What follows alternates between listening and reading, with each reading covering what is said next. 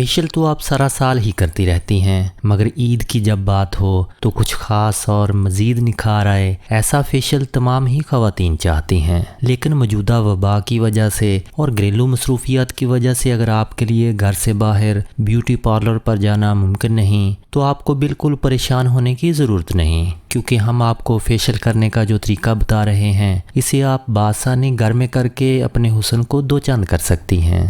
तो आइए हेल्थी मज़ीद यूट्यूब चैनल की आज की वीडियो में जानते हैं कि इस ईद पर कौन सा ख़ास फेशियल बनाएगा आपको सबकी नज़र में ख़ास।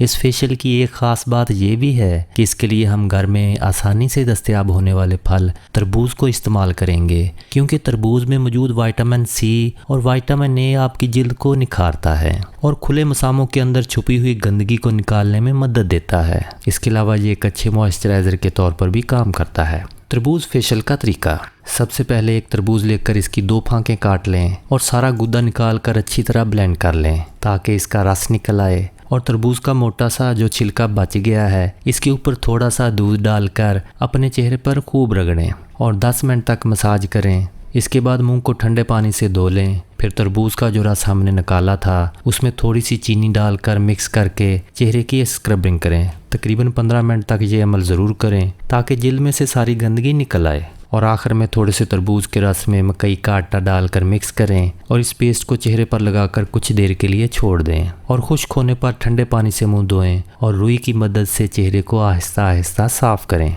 इस तरह चेहरे पर जमी मैल भी निकल जाएगी और रंगत भी निखरेगी।